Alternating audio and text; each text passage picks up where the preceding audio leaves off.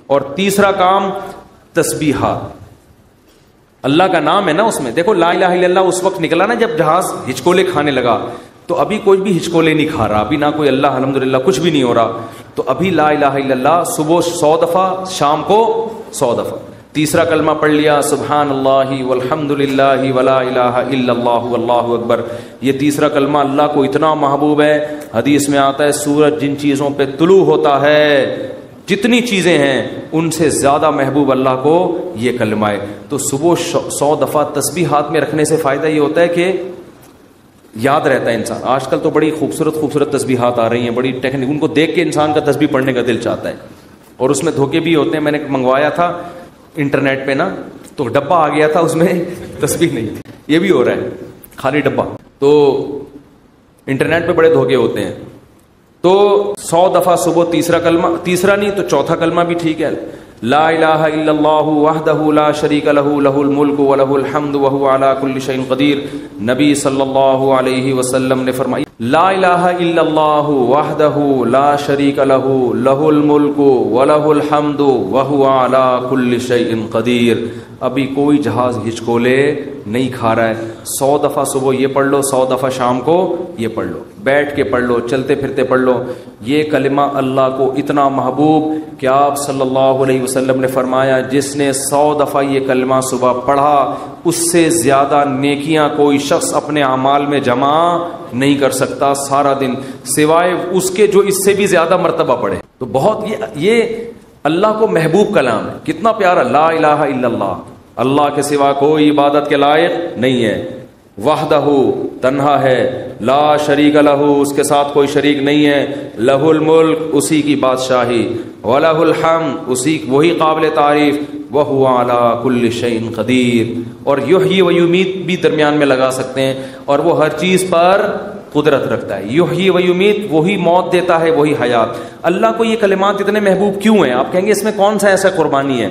اصل میں دنیا میں ہر چیز کا تذکرہ کیا جا رہا ہے جس سے انسان کا مفاد. اگر لوگ کسی ذات کو سب سے زیادہ بھولیں تو کس کو؟ اللہ. جو چیز مارکیٹ میں شارٹ ہوتی ہے اس کی ویلیو بڑھتی ہے. اللہ کو پتہ ہے کہ دنیا میں امریکہ کا نام لینے والے بہت, پیسہ کا نام لینے والے بہت, عزت شہرت کے بھوکے بہت, اللہ کا نام لینے والے مارکیٹ میں شارٹ. اور اگر اللہ کا نام لے بھی رہے ہیں تو اپنے فائدے کے لیے. آپ نے صرف اللہ کو راضی کرنے کے لیے ان تسبیحات کی پابندی کرنی. حدیث میں آتا ہے, بخاری کی حدیث ہے, کلیمتان خفیفتان علی اللسان ثقیلتان فی المیزان حبیبتان الی الرحمن. کیا خوبصورت کلام ہے. فرمائے 2 کلمے ایسے ہیں زبان پہ بہت ہلکے, ترازو میں بہت بھاری, اور الرحمن کو بہت محبوب.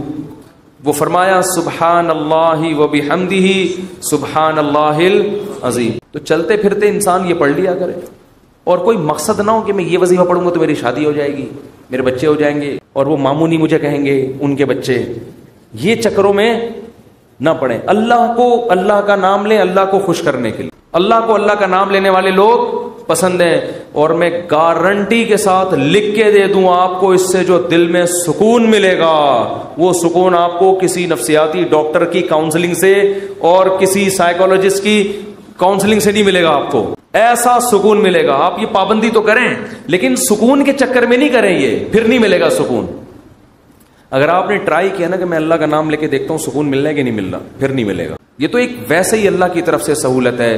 تو روزانہ خواتین بھی مرد بھی صبح و شام کم سے کم 100 مرتبہ تیسرا یا چوتھا کلمہ صبح اور 100 مرتبہ. یہ میں بہت ہلکا پیکج دے رہا ہوں, اس سے آگے تو پھر یہ تو کم سے کم ہے.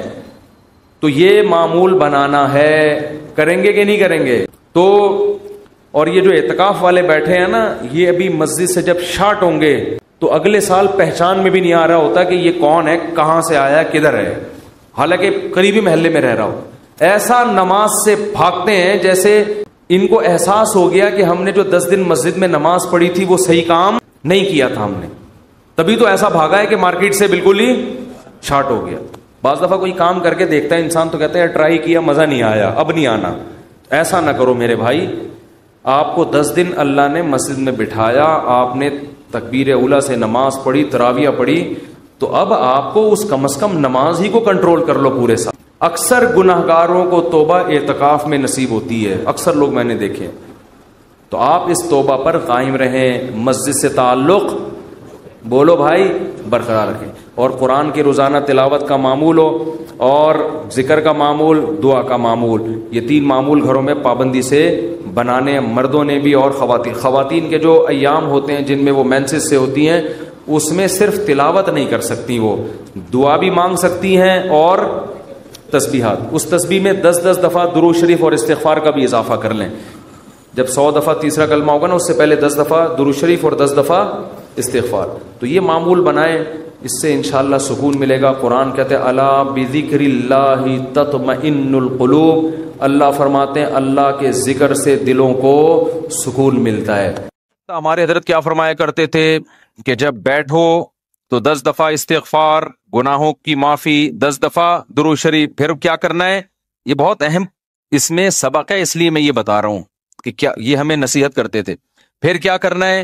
یہ مراقبہ کرنا ہے کہ جب تک کسی باغیچے سے جھاڑیوں کو صاف نہ کیا جائے، پھول بوٹے اس میں پیدا نہیں ہوتے.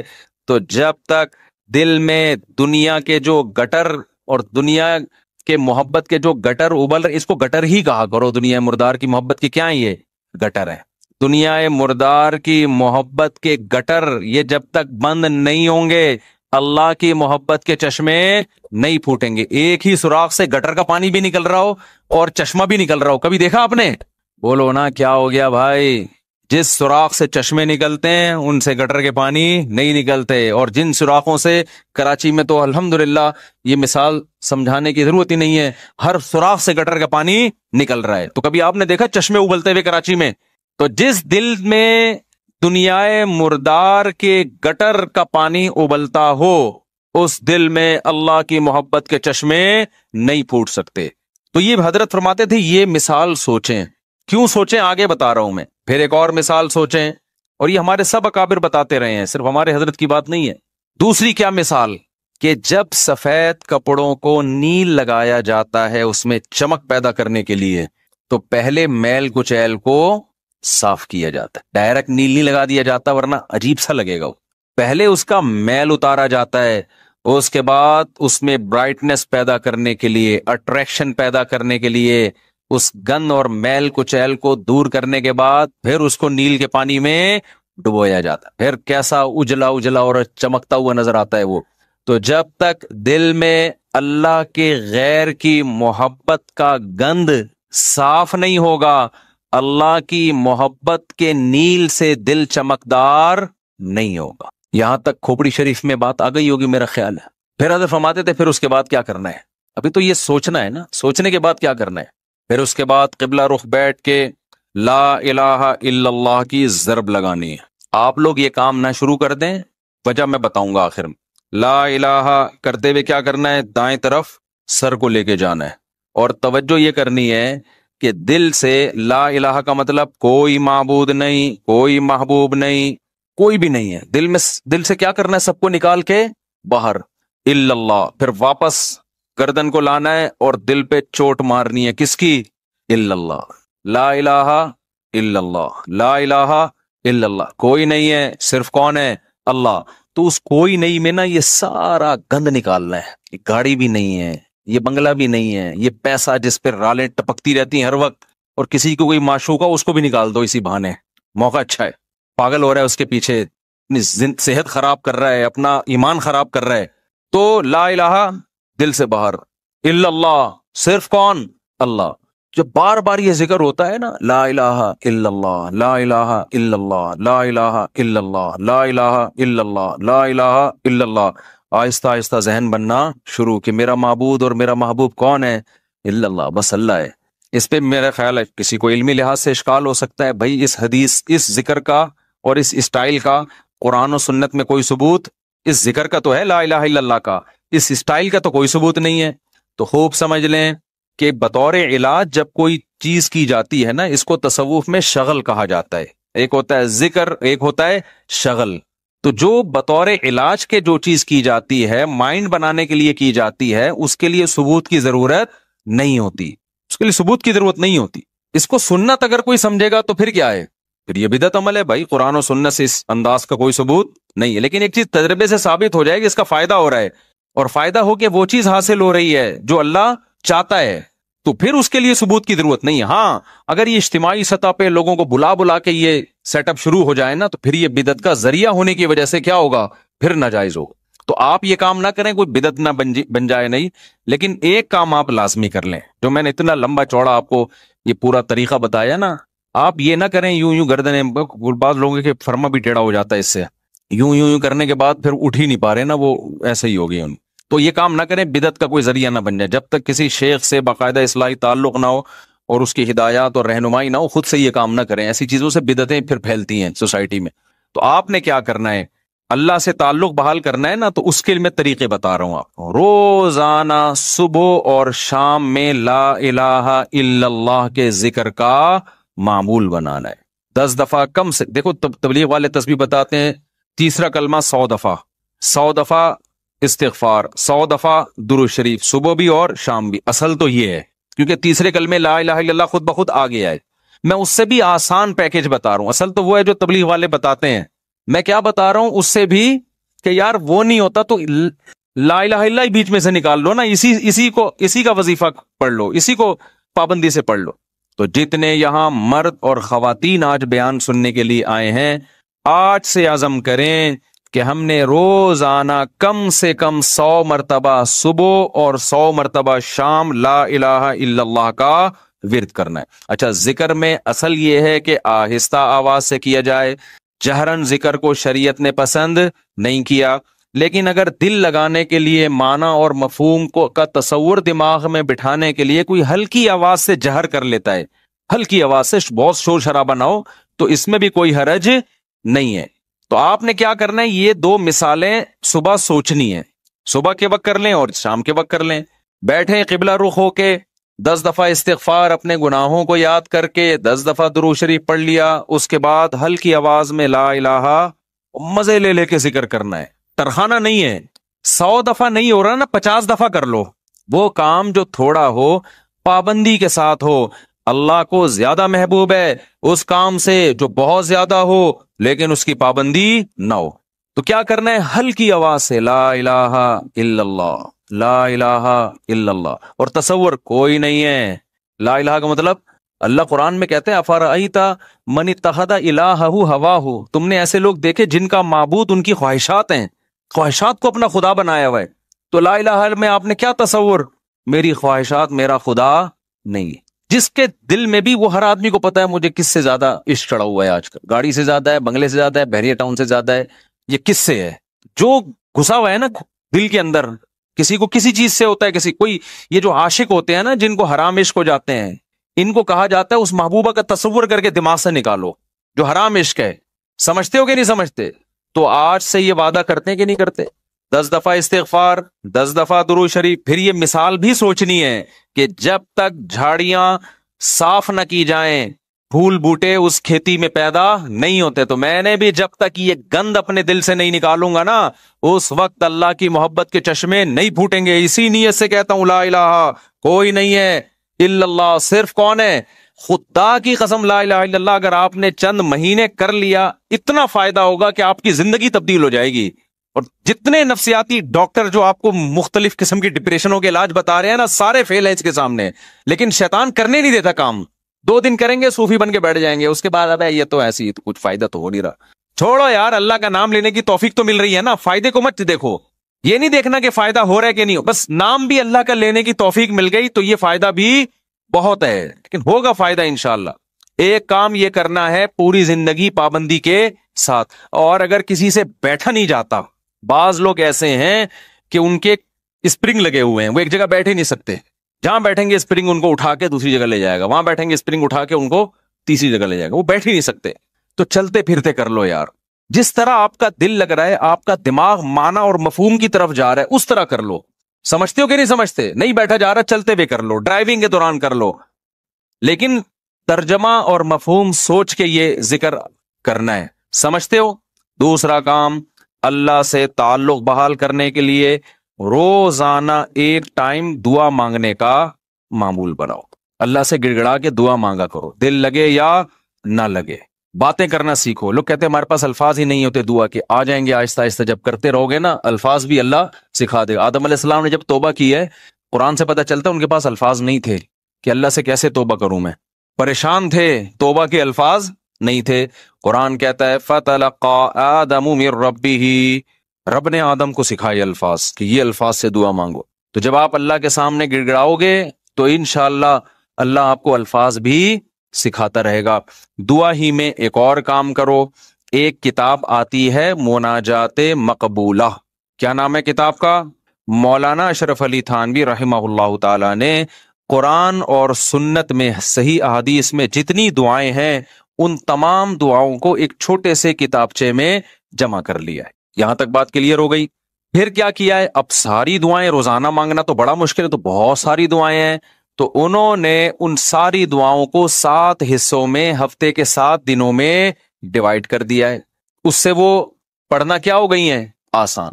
پھر لکھ دیا ہے ہفتے کی دعائیں، اتوار کی دعائیں، پیر کی دعائیں، منگل کی دعائیں، بدھ کی دعائیں، جمعرات کی دعائیں، جمعے کی دعائیں۔ تو جہاں جمعے کی دعائیں سٹاپ ہو رہی ہے وہیں سٹاپ کر دو، کیونکہ اب جو مناجات مقبولہ مل رہی ہے اس میں پھر لوگوں نے اپنی گریبیاں بھی بہت آگے لگا دی ہیں۔ تو آپ نے یہاں میرا خیال ہے میں نے ساتھیوں سے کہا تھا رکھوائیں مناجات مقبولہ، یہ کوئی بزنس نہیں ہے، پتہ چلا مفتی صاحب منجن بیچ رہے ہیں اپنی کتابیں بیچ کے بغیر پروفٹ کے، یہاں میرا خیال ہے مل جائیں گے۔ ہے تو میں نے بولا تھا سب کے لیے لے کر آؤ، بس یہ تو اللہ ان سب کو ہدایت دے۔ کل سے میں چیخ رہا ہوں کہ لوگ زیادہ ہوں گے، مناجات مقبولہ بہت زیادہ تعداد میں ہونی چاہیے تاکہ سب لوگ خریدیں۔ جی چلیں، آپ یہاں 150 ہوں گے اعتکاف والوں کے لیے، لیکن کسی کو فری پھوکٹ میں نہیں دینا ہے۔ فری والا کام ہمیشہ اس کا کوئی فائدہ نہیں ہوتا، پیسے خرچ کر کے لینی ہے، وہ کوئی پروفٹ نہیں ہے۔ باقی لوگ بنوری ٹاؤن سے بھی ملتی ہے، ہر جگہ سے مل جاتی ہے، ٹھیک ہے نا۔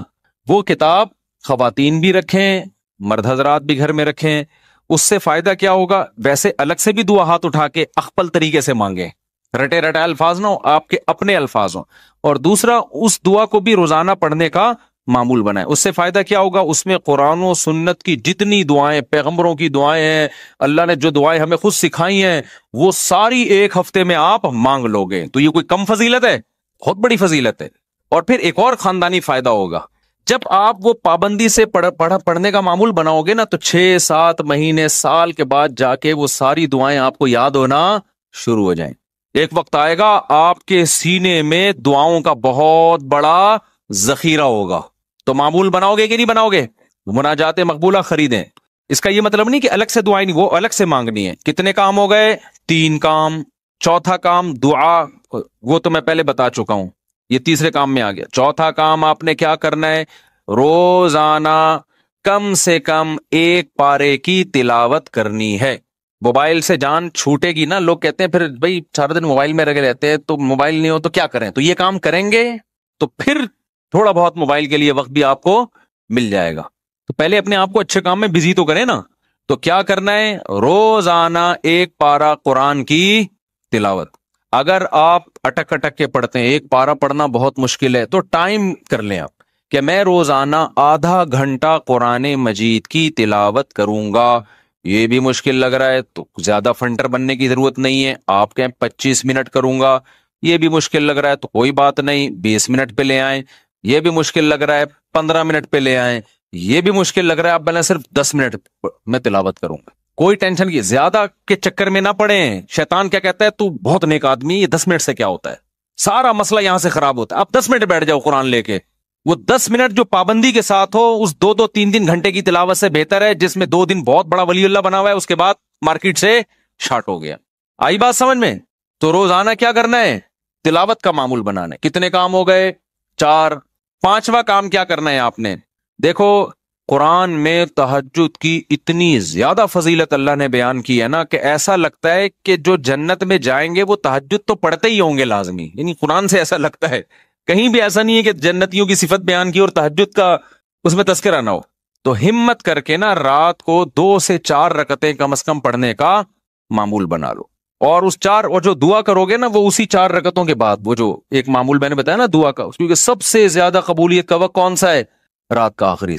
تو ہماری خواتین کو بھی ان چیزوں کا اہتمام کرنا چاہیے اور ہمارے مردوں کو بھی۔ آپ دیکھنا انشاءاللہ زندگی میں آہستہ آہستہ زبردست تبدیلی آنا شروع ہوگی، سکون آنا شروع ہوگا گھروں میں، اطمینان ایک دم سے نہیں ہو جاتا سب کچھ، تھوڑا سا اللہ سے کنیکشن بحال ہونا شروع ہوگا. اور یہ تو ہے، یعنی یہ فرائض واجبات کے بعد کی بات کر رہا ہوں. اور دوسرا جو اللہ کے مخلوق کے حقوق ہیں، ان میں سب سے بڑا حق یہ ہے کہ مخلوق پہ پیسہ خرچ کیا جائے. انگریزوں والے اخلاق سے کچھ بھی حاصل نہیں ہوتا. لوگ تعریفیں کر دیتے ہیں بہت اچھے، گورا کیا کرتا ہے، مسکراتا بہت ہے، وہ کبھی غصہ نہیں آئے گا اس کے. اچھی بات ہے، یہ کوئی بری چیز نہیں ہے. روکنا نہیں گلتا اس کی جیب سے. بات آ رہی ہے سمجھ میں؟ ابے بھائی بس یہ کہہ کے بیان ختم کر رہا ہوں. گورا پتہ ہے کیا ہے، بہت اچھا ہے. کیوں؟ جب آپ سے ملے گا نائس ٹو میٹ یو، آپ سے مل کے مجھے خوشی ہوئی. جب بات کریں گے مسکرا کے، اچھی بات ہے، حدیث میں آتا ہے مسکرا کے بات کرنا صدقہ ہے. کبھی کسی سے لڑیں گے نہیں اور بڑے تمیز سے سب کچھ. روکڑا نہیں نکلتا گورے کی جیب سے. آپ جو دیکھ رہے ہیں بل گیٹس وغیرہ بہت زیادہ پیسہ ان کے پاس ہے، تو یہ جو کر رہے ہوتے ہیں نا، یہ ان کے چونی اٹھنی ہوتی ہے. سمجھتے ہو؟ یہ جو اتنا خود ٹرسٹ میں دے رہے ہوتے ہیں، یہ ان کی چونیاں اٹھنیاں ہیں. تو اٹھنی، نئی جنریشن کو تو اٹھنی کا مطلب ہی نہیں پتا کیا ہوتی ہے. نئی جنریشن جو ہے نا کچھ دنوں میں کہے گی کہ ہمارے ابا نا، ابے تو غریب آدمی، صرف 5,000 کا نوٹ تجھے جیب خرچی میں ملتا ہے، تجھے شرم نہیں آتی؟ یہ 5,000 کی یہ ویلیو ہونے والی ہے تھوڑے دنوں میں. تو خیر، اللہ تعالیٰ نے ہمیں حکم دیا ہے وَفِي أَمْوَالِهِمْ حَقٌّ لِلسَّائِلِ وَالْمَحْرُومِ، ان کے مالوں میں جو ضرورت مند لوگ ہیں ان کا حق ہے. ایسے صدقات و خیرات کیا کرو جیسے گورا ٹائم پہ ٹیکس دیتا ہے. ان کے یہاں ٹیکس کی بڑی ویلیو ہے. اچھا شہری ہے، ٹیکس میں ڈنڈی نہیں مارتا.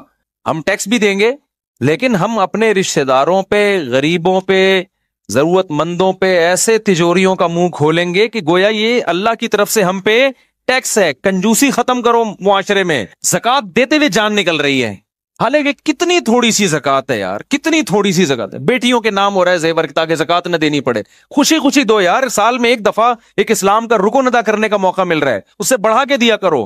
2.5% ہے، ہم 5% دیں گے جی. غریبی اللہ بھی تو ہمیں ضرورت سے زیادہ دے رہا ہے کہ نہیں دے رہا؟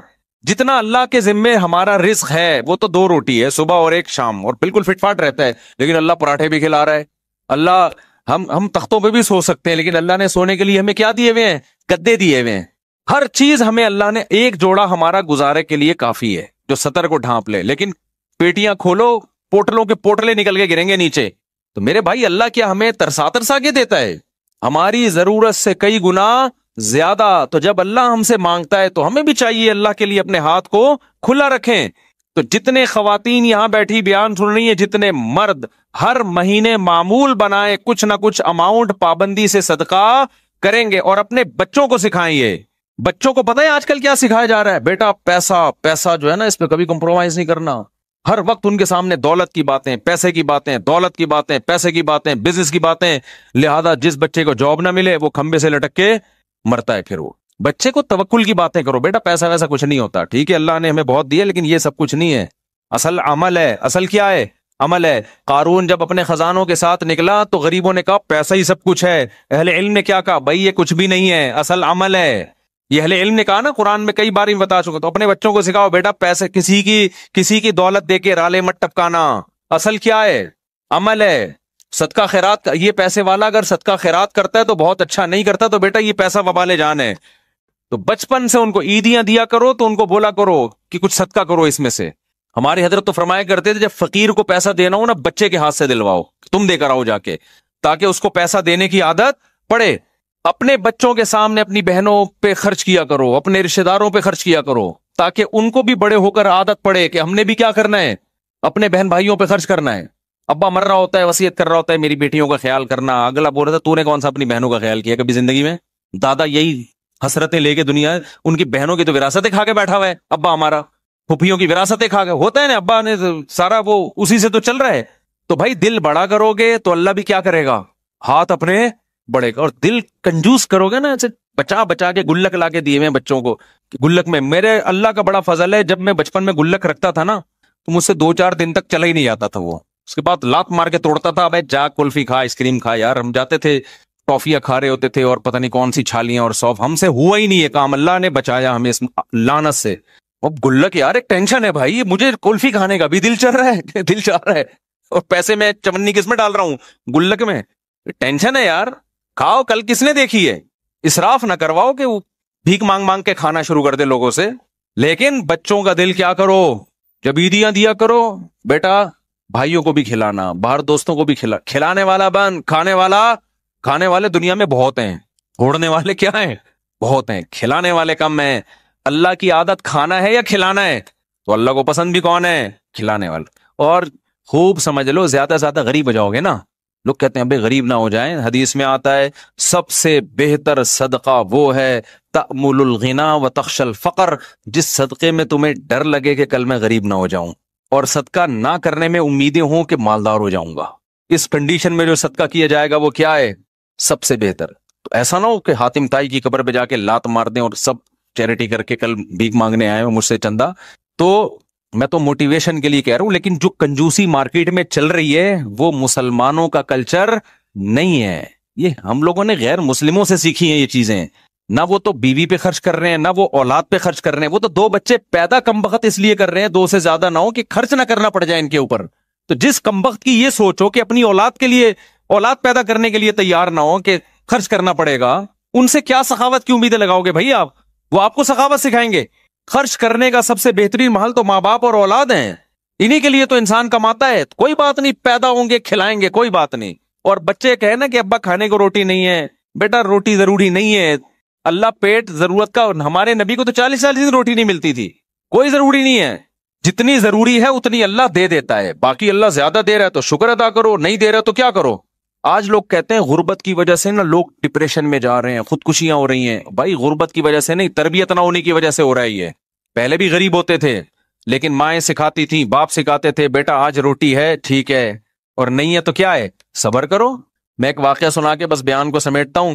ایک بزرگ کا واقعہ ہے کہ ان کے پاس نا ایک طالب علم پڑھا کرتا تھا۔ پہلے زمانے میں کیونکہ وسائل بہت کم ہوتے تھے دینی مدرسوں کے پاس، طلبہ بہت سے بھوک میں پڑتے تھے، تو ایک طالب علم تھا، وہ اب کبھی مدرسے میں روٹی مل رہی ہے کبھی نہیں مل رہی، تو وہ بزرگ تھے، وہ بھی اسی کے ساتھ جب بھوکے رہتے، جب روٹی ہے تو ٹھیک ہے، بھوکے نہیں ہے تو کھا لیا، چلو جی روٹی ہے تو کھا لیا۔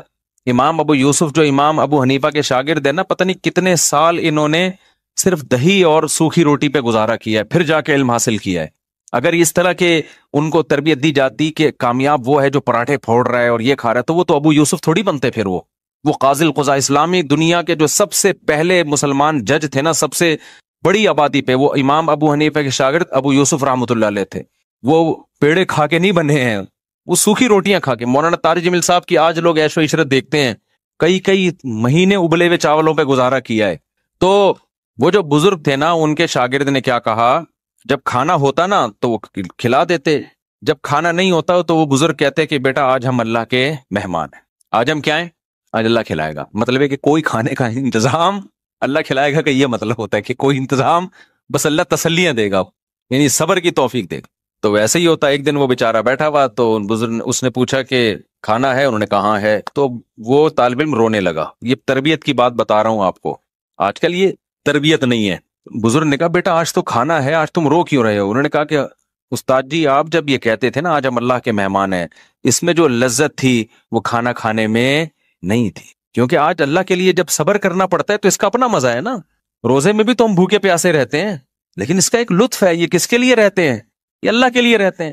ویسے کوئی ہمیں بھوکا پیاسا ذرا رہ کے تو ڈاکٹر کہہ کے تھک گئے، کم کھاؤ کم کو مانتا ہے، خود ڈاکٹر نہیں مانتا اپنی بات۔ ادھر میں بیٹھا ہوا تھا، میں طلبہ کو نا یہاں لڑکوں کو سمجھا رہا تھا، دیکھو بریانیاں شریانیاں نہیں پھوڑا کرو، ایکچولی ہماری ڈائٹ یہ ہونی۔ میں بہت زبردست کھانا آیا، میں نے بھی پھوڑ دی بیٹھ کے، مجھے خود یاد نہیں تھا کہ میں ابھی تھوڑی دیر پہلے نصیحتیں کیا کر رہا تھا، ابھی پرسوں کی بات ہے۔ تو یہ مجھے کہنے لگے آپ تو سمجھا رہے تھے یہ کھاؤ، میں نے کہا بے بھائی اس تقریر کو الگ رکھ، کھانے کے بعد دوبارہ ہم اس پہ ڈسکس، ابھی بھوک لگ رہی ہے پھوڑنے تھے۔ تو بھائی جو سمجھا رہا ہوتا ہے وہ بھی پھوڑتا ہے، ڈاکٹر خود پھوڑ رہے ہوتے ہیں، لیکن کیسے اللہ کے کہنے پر یار اللہ ہمیں توفیق دیتا ہے، پورا مہینہ کھانا پینا ایسا جام ہوتا ہے، ایک قطرہ حلق میں پانی کا نہیں اترتا۔ یہ خدا کے حکم کے بغیر ممکن نہیں ہے۔ تو اس کا اپنا ایک سکون ہے، ایک لذت ہے اس میں، اور ٹینشن تھوڑی اتنی انسان پال سکتا ہے۔ اس میں ایک خاص لذت ہے کہ کس کے لیے یہ اللہ کے لیے ہے۔ تو یہ جو میں نے آپ کو معمولات بتائے ہیں، کوشش کریں گے نا اس پر عمل کرنے کی، صدقہ بھی کرنا ہے، خیرات بھی کرنا ہے، اور خواتین نے بھی خیرات کرنا ہے۔ نبی صلی اللہ علیہ وسلم نے خواتین کو الگ سے حکم دیا کہ تم صدقات و خیرات کی کرو اور اس آگ سے بچو جس سے بچنے کا اللہ نے حکم دیا۔ اب خواتین کہیں گی ہم کہاں سے صدقہ خیرات کا معمول بنائے بھائی، آپ صدقہ خیرات کا ایسے معمول بنائیں کہ اگر کوئی پاکٹ منی شوہر کی طرف سے ملتی ہے اس کو تھوڑا بچا لیا کریں کہ بھائی اتنا میرا ہے، باقی کیا کرنا ہے. یا اگر کوئی سورس آف انکم ہے اس میں سے کچھ خاص کر لیں. یا یہ بھی نہیں ہے، کچھ بھی نہیں مل رہا، تو نبی صلی اللہ علیہ وسلم نے فرمایا جو عورت شوہر کے پیسے صدقہ کرے شوہر کی اجازت سے، اپنے پاس صدقے کے لیے کچھ بھی نہیں ہے، شوہر سے یہ کہے کہ میں نے فلاں کو صدقہ کرنا ہے، میرے پاس پیسے نہیں ہے، آپ مجھے اتنے پیسے دے دو تاکہ مجھے صدقے کا ثواب مل جائے. شوہر انسان کا بچہ تھا، اتفاق سے اس نے بھی کچھ پیسے نکال کے بیگم کو دے دیے کہ چل بھائی تیرے پاس نہیں ہے تو میں تجھے دے دیتا ہوں. تو نبی نے فرمایا کہ شوہر کو بھی مکمل ثواب ملے گا صدقے کا اور عورت کو بھی مکمل، حالانکہ پیسہ عورت کا خرچ نہیں ہو رہا ہے. سمجھتے ہو کہ نہیں سمجھتے ہو؟ تو اس لیے بھائی اس صدقات و خیرات کا معمول بناؤ، اس کی عادت ڈالو. یہ چند معمولات ہیں جو ہم نے پورے سال پابند